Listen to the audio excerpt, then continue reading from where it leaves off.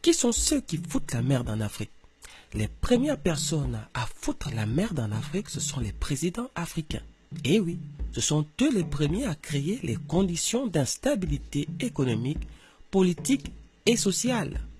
Mais la majorité des Africains pensent que ce sont les Blancs.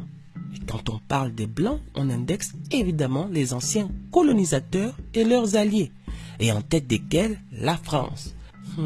Trop facile. Est-ce les Blancs qui ont tué Patrice Lumumba, Thomas Sankara, Laurent Désiré Kabila? Certains diront que l'Occident a commandité plusieurs assassinats. Oui, mais les exécutions ont été accomplies par les Africains ou avec leur accord. C'est le cas de Kadhafi, dont l'acte de décès a été signé par plusieurs chefs d'État africains.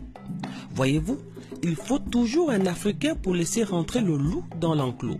En plus, ça ne s'arrête pas là. Avec toutes les ressources qui gisent sur les terres africaines, plusieurs millions d'Africains vivent sous le seuil de pauvreté.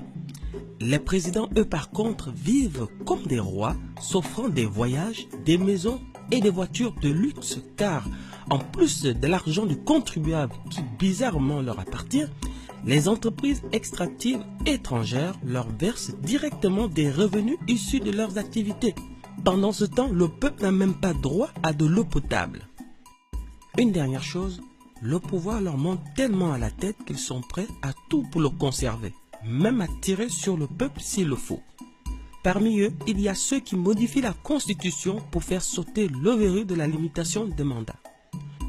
Ceux qui arrivent au pouvoir en se déclarant démocrates et progressistes, mais ne se soucient pas d'insérer une clause de limitation de mandat dans la Constitution. Et ceux qui s'arrangent à ne pas organiser les élections à la fin de leur dernier mandat et se donnent du temps pour mettre en place des stratégies de conservation de pouvoir. Tant que les démocraties africanisées seront acceptées par la communauté africaine, il sera difficile de penser à un développement du continent. Voilà, c'est tout pour aujourd'hui.